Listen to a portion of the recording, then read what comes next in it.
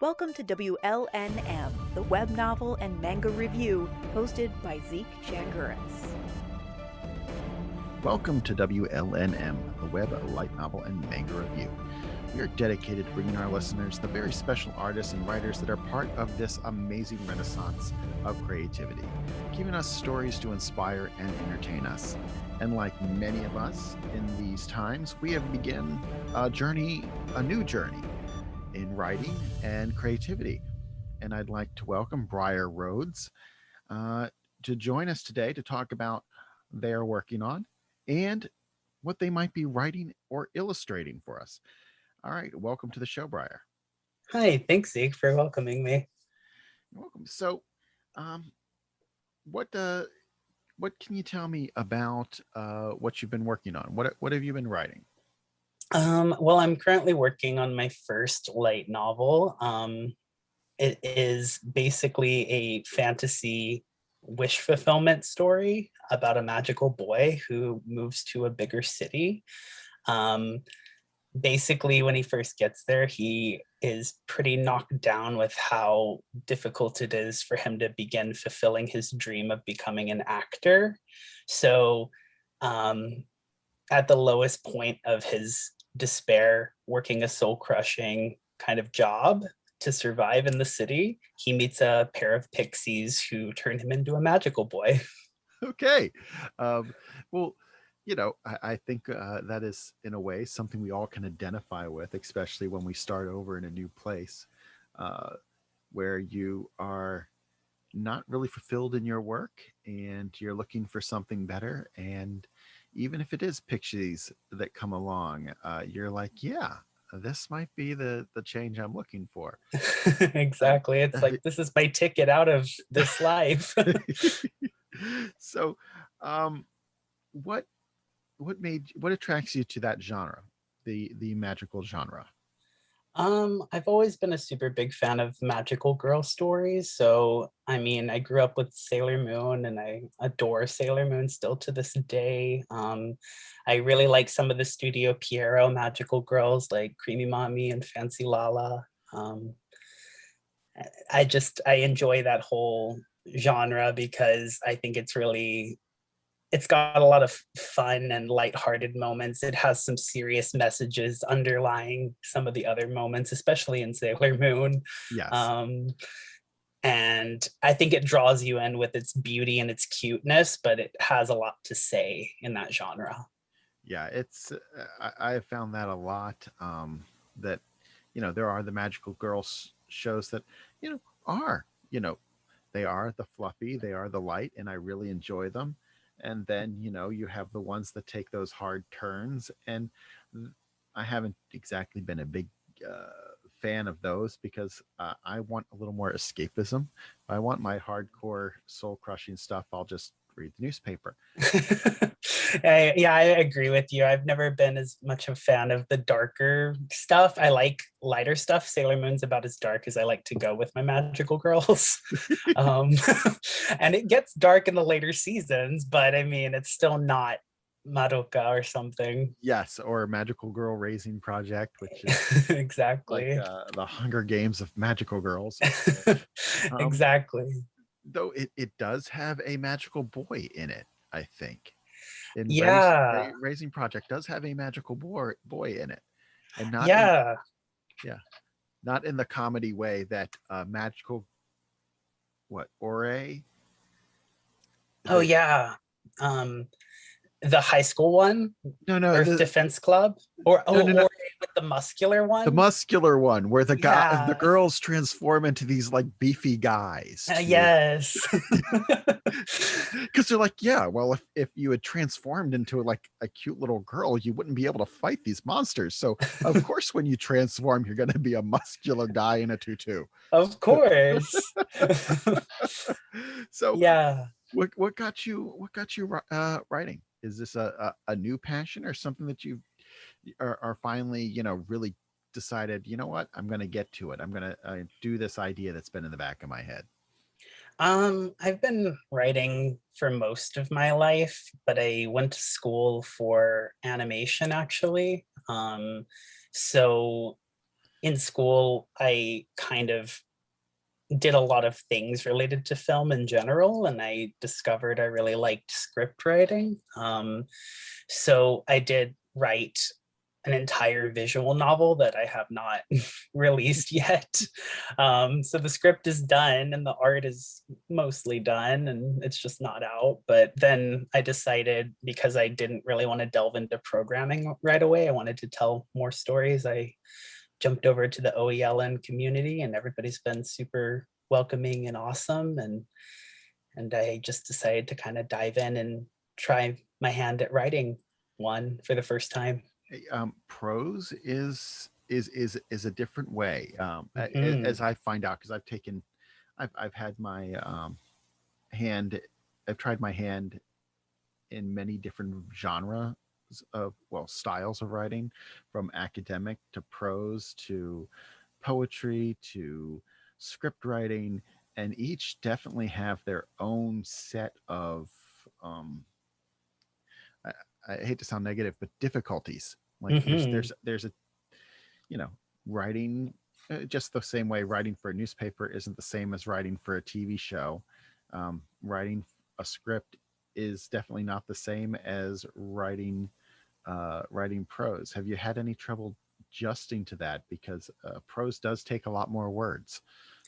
I mean, I think the good thing is visual novels and light novels, I think, do have more overlap than traditional like books or other kinds of games, because visual novels are basically they can get as book like as you want them to in terms of the exposition and the descriptive language and stuff. Some of them are more dialogue heavy, obviously, but it hasn't been too much of a challenge. In fact, it's been kind of nice to delve more into explaining all of the senses and explaining kind of all the descriptions of the world and the characters. And I don't know, it's been challenging in that there is a lot more in prose that you have to do in between lines of dialogue, I feel like, so you don't end up with talking heads. Yes, yes. um, but at the same time, it's been kind of fun. Like, I've definitely enjoyed being able to go in there and describe more to the reader I, about what they might be feeling.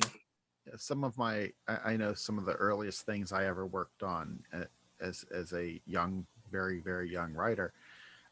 It was either two ways. It was either all prose with almost no dialogue, or it was all dialogue. And it took Mhm. me a very long time to learn how, uh, of reading other stuff, to figure out, okay, this is how we write and add, a conversation, but also add the elements that are the descriptors and everything like that. So it is a learning curve. And yeah, anyone who takes it on is guaranteed to learn a whole lot if you haven't had the experience before, because writing is a state of expression. And Totally. yeah, and we're all trying to find the best way to explain ourselves, but we want to be able to explain ourselves uh, in a language that everyone will understand. Because Mhm. yeah, I mean, yeah, I've seen some writing that is just as interesting as interpretive dance, and let me tell you, when it's that open, you have trouble understanding what they're talking about. For sure. Yeah, I mean, it is an interesting kind of thing you have to do as a writer. Like, you want to be able to convey a situation or a feeling or uh, anything. You want to be able to express that the way you experience it, but you also want other people to understand what it feels like. And so there's that relatability aspect for sure. And you were talking about how your current story is one on wish fulfillment. Mhm. What inspires you? What I mean, as part of that wishing, what inspires you in your life to write it? Is it a challenge, or is it you have a story in your head that just is spilling out, or is it a way to give yourself some mental exercise, or you just like to escape into a different place? Um, well, I mean, I think originally it came through, like, the story has been developed over a long period of time, really. Like, this came from an older idea that I kind of set aside. Um, and it was during like a particularly difficult period of my life, and I started watching a few of the older magical girl shows, and I really loved how they were more lighthearted and they had a bit of a slice of life element to them, but they always kept a sense of magic, and it almost felt like seductive magic for those characters because the magic didn't ever feel like it really had big consequences in their life. It was just happy.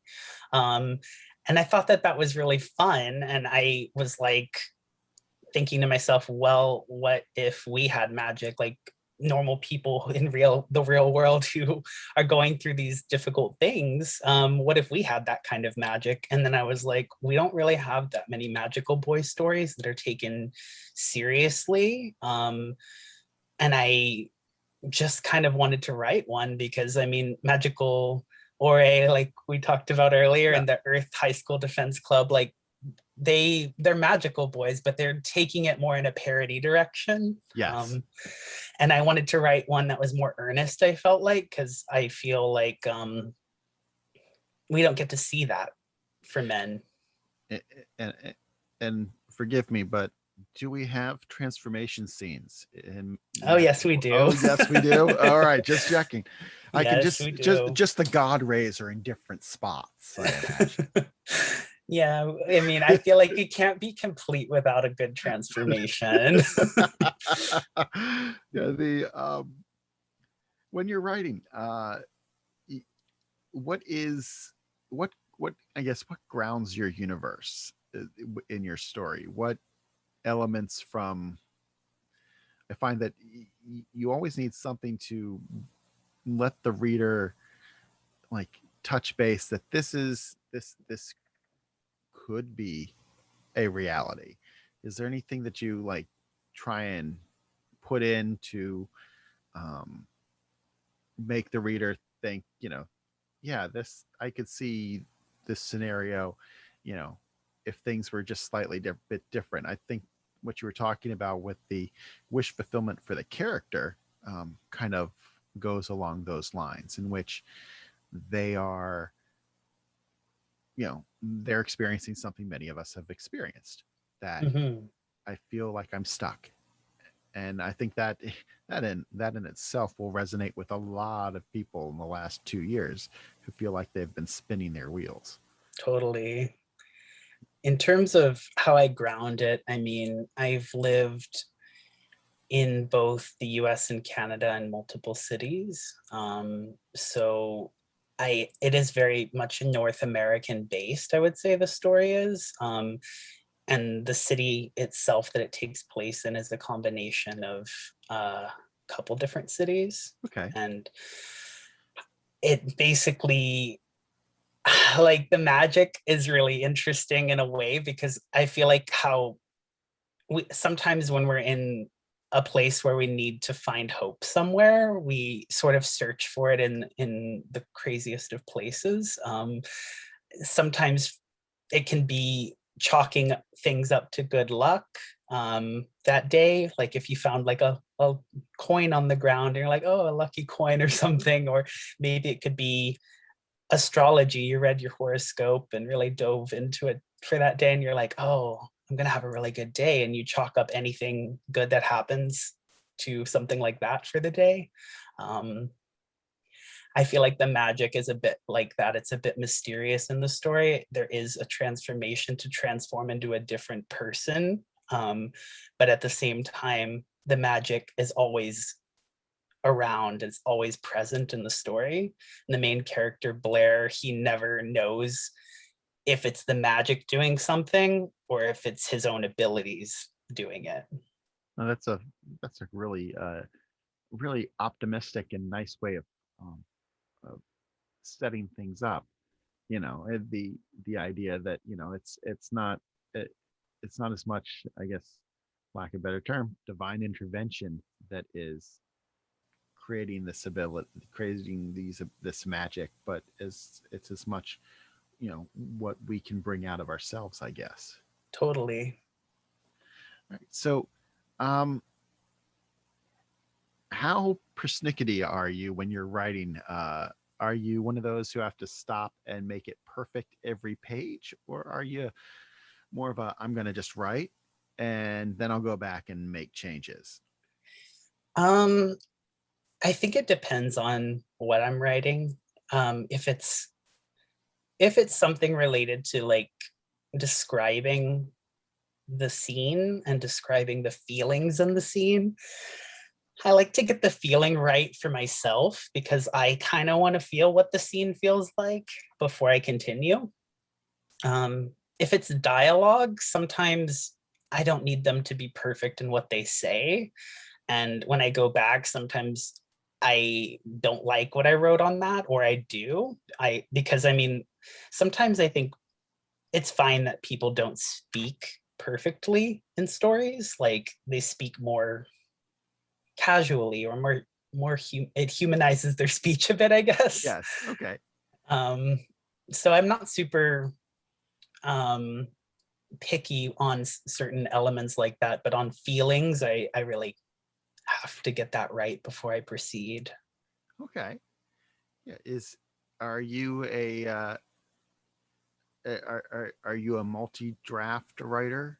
Would you say? Are you one of those who are just like, I got to keep writing and writing and writing and writing and rewriting to make it perfect? Or, I mean, in a lot of cases, I find that if, like almost like Da Vinci, he never, in his mind, he never finished a picture because he always could have made it better. Are you of that philosophy, or are you good at letting go, being like, you know what, this is where it needs to be? Honestly, I'm not very good at letting go. Yeah, I don't know. I definitely do drafts and I iterate on my drafts multiple times. I I I don't know. It definitely helps working with an editor on that, and I do have a good friend who's my editor.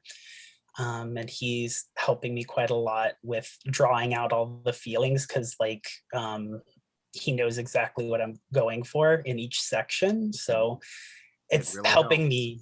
Yeah, totally. A good editor is everything. So he's helping me quite a lot on drawing out more of those feelings and more of those emotions in each thing because the entire story has got a lot of romance. It's a BL story. Yeah. So um there's a lot of romantic encounters and scenes, and despite it being about the main character Blair fulfilling his dream of being an actor, it's kind of about all the cool and interesting characters he meets along the way and some that he might fall in love with. It you're I mean, it takes the trust between an editor and a writer is important, but it's just as important that the editor and the writer truly understand each other. And in my case, I'm very lucky that my chief editor is my wife, because she understands. I'll write something and she'll be like, "That's not what you're. I see what you wrote, but that's not what you're trying to say." Totally. And that's super valuable to have somebody who really gets what you're wanting to do. It really is. It is for me. I'm just very lucky that I have a very patient wife who understands grammar and mechanics a hell of a lot better than I do. So Yeah, for sure. the so as I say every time I ask it, one of my favorite questions for writers is, do you ever feel like you wrote yourself into a corner and you couldn't quite figure out how to get out of there? Sometimes I feel that way, but then I don't know, for better or for worse, I sort of treat those moments as moments that we have in the real world. Like, for example, if you or I were to go to a meeting in the real world, and for some reason the meeting got delayed or something, I would treat it as a moment like that, and then I would have a fun slice of life moment where it's like, oh, then I pulled up my phone and I played an Otome game, or oh, I went to the cafe. Yeah. Something like that. I treat those moments as like moments for adding some slice of life in. And then if it works when I go back and edit on a draft, I keep it. And if it doesn't work, I kind of just take it out and decide to move on with the main plot from there, because eventually I find my way past it after just keeping writing. Yeah. Hey, it's good that you have a strategy. Actually, that's probably the first time someone's given me a clear-cut strategy to that question, because it is one of the most notorious things for a lot of us. We write ourselves into corners, and then we're just like, how crap. Sometimes you have to go all the way back to the beginning and find a way to shoehorn your idea to get out of it. Totally. I mean, I just make them go have lunch. It's okay. So, the other side of that is, do you ever surprise yourself when you're writing? Like, you go back and you read it and you're like, wow, did I write that? Oh my gosh, yeah, all the time. Like, my brain when I'm writing is so critical, and I'm like, it's so unfair. It's like, oh, this is not gonna be what you wanted it to be, and this is definitely not gonna convey those feelings and emotions that you're wanting it to convey in this scene. And then I go back and read it, and I'm like, well, I kind of got those feelings and emotions, so I guess it worked. And it does surprise me, because I definitely don't expect it to work every time, or even the majority of the time. And that's why we edit so much, right? Yeah. Before we release. Yes. So, are you a discovery writer, or are you one of those that plot everything out ahead of time? I feel like I'm kind of a plantser. I'm a little bit of both. Okay. I plot everything out, and I do know how I want, like, the order in which I want certain events to occur. But at the same time, I do leave some room for meandering and for slice of life cuteness in the story, because I don't know, I love that in stories, when you take a unexpected path and it leads you to a different encounter, that, or just a chance meeting of somebody. Hey, so in that same category, I guess, is, so what's your favorite type of scene to write? I really love writing romance scenes. They're so fun. They're really fun. Because they're sweet, or because they're potentially awkward? That's well, I think because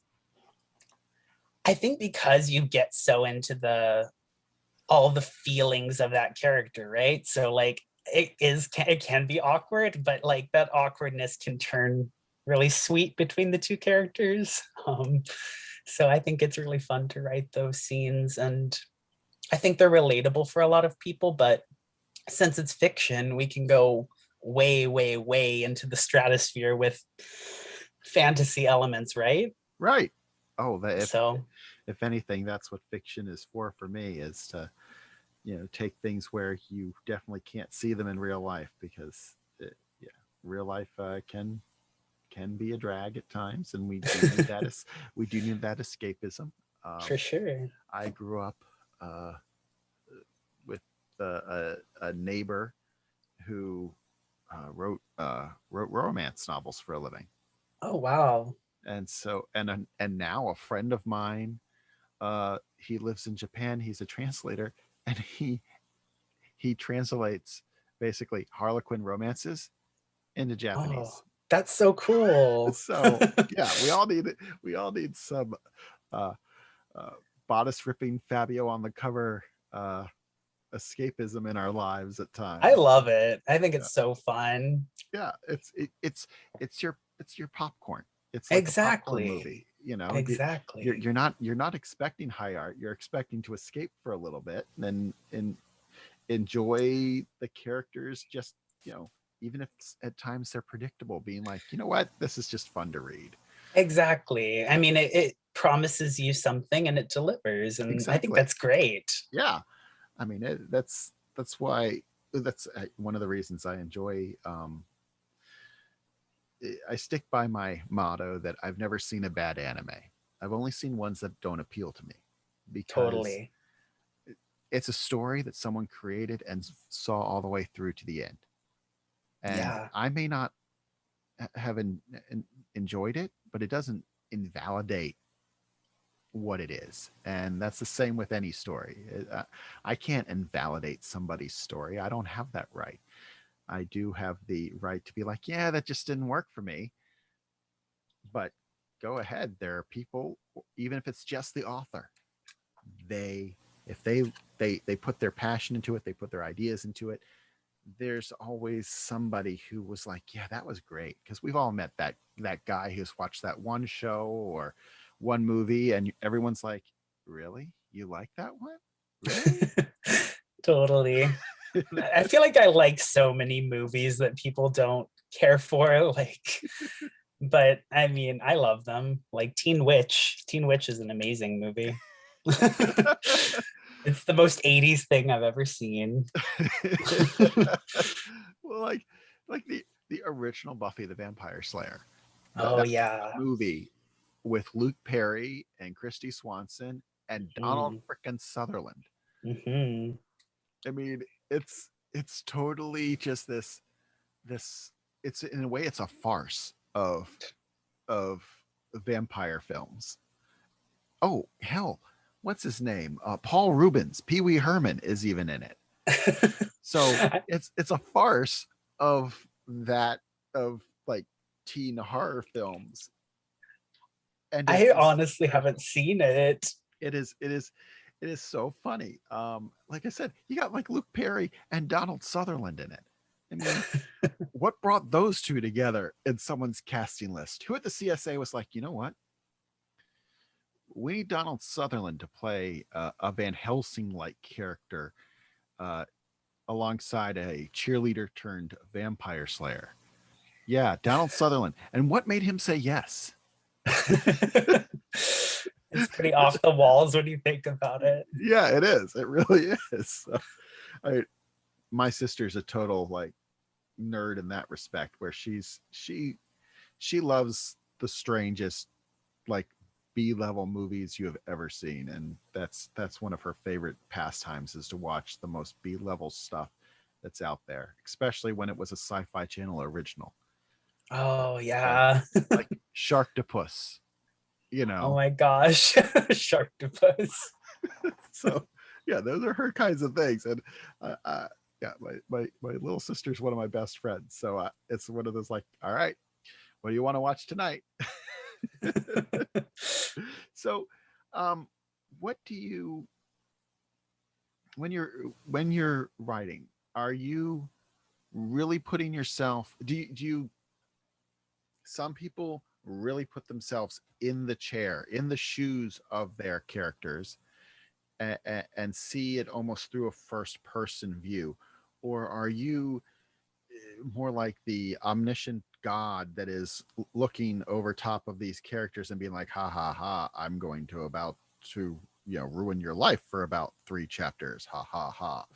Or are you, yeah, you um missed me doing a marionette kind of thing with my hands, but I mean, I think I tend to go more the first way. I self-insert into the characters in order to write them. Not just the protagonist, but all of them. I think it's really, I don't know, it's easier for me to get into the mind of those characters, and like write them more towards their goals and their own desires when I am self-inserting. If I was doing it more like externally and kind of just using the characters as like pieces in a giant game or something, I think it would be a little bit more difficult for me personally. But I think it's because I used to, like, way back in like the earlier years when I was writing and I was younger, I would role play on forums. Okay. And I think that helped a lot, creating characters on there and role playing on those forums. That was like a little boom there for a little bit way back in the day. Hey, there's still a whole bunch of My Little Pony um, Twitter ponies out there who role play the characters on a regular basis. Wow, I did not Yes. know it was still going on. Yes, you still see them. Like I see Princess Celestia. I see, Twilight quite frequently, Rarity at times, all still staying in Wow. in Persona. So it's it's been interesting to watch. It's what people like to do. I mean, there's a group of people who do characters from the West Wing on a regular basis. So Really? yeah, you can follow Role playing Josh. from the West Wing. Yeah, you can find like Josh Lyman and Donna Moss, and you can, yeah, occasionally you'll see President Bartlett being tweeting. So it's fun. It's fun to like, yeah, you're like, yep, this is what those characters would be thinking right now. Yep. Totally. I mean, I have to be honest, I haven't role played from an established sort of series like that. The ones that I did, it was almost like there was like a person who was almost like a DM for like a game of D&D or something. Okay. All right. And they would like write the world and the abilities and everything, and then you create your own characters, and that was kind of my experience. But I mean, it would be kind of fun, I guess, to role play from a pre-established like series, or play like a character from something. That would be fun. Yeah, it could put you in their mindset. Mhm. Hey, you also, as you said, you've worked on a visual novel. You're also an illustrator. How would define is the worst term possible when you're referring to art, but how do you kind of define your style of art? Is it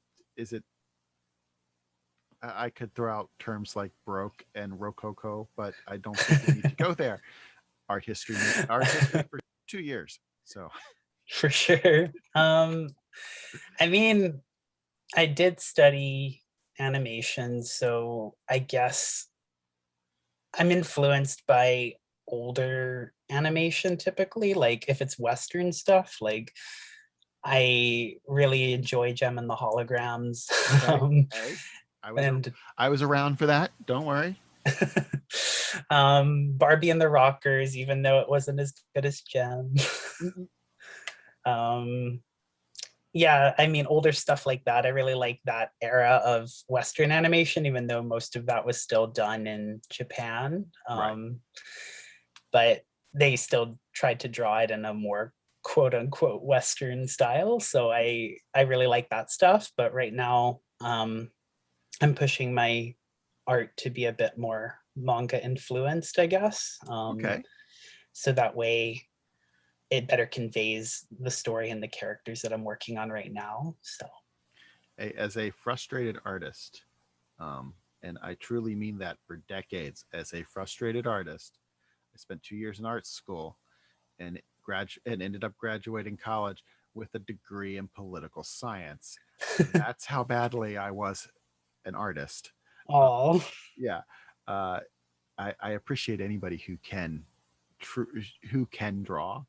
I mean, at one time I might have been okay, but that was not my area of expertise. I could tell you the story I wanted to tell, but I wasn't very good at designing with drawing characters, especially people. yeah. I mean, drawing people it's not easy. Proportions and anatomy and all of that, I feel like it's an ongoing learning process for all artists. And I mean, we all kind of learn our own way to do it, but I feel like we just never stop learning more. Yeah, I hear you there, because I keep picking up the pencil now and then, and getting out some of my old art books and being like, all right, I can do this. I know I can do this. And then, work on it for a few hours, and I'm like, what was I thinking? Oh, I'm like, get back to the typewriter. I mean, I would say if you love doing it, you should keep at it because it is something that is really hard to see your improvement. But one of the best pieces of advice I got from an old art teacher was to keep basically a box of old drawings, and then go and look at those over time when you feel discouraged, and you will actually see that you've improved. But when you're doing new art, it doesn't feel like you've improved. Well, that is a piece of advice I will definitely take to heart. And if people want to follow you and keep an so they can keep an ear out for your uh, upcoming light novel, we'll go with looking for you on Twitter at Briar Rhodes. And then if once you get out, once you publish, once you put that puppy out there, let me know. We'll book you on. We'll talk some more about the story. And if you're listening to this conversation right now and you'd like to hear more like this, uh, give us a click on the subscribe button, and we'll continue to bring stories like this to the forefront. And until next time, keep reading. This has been a WLNM podcast.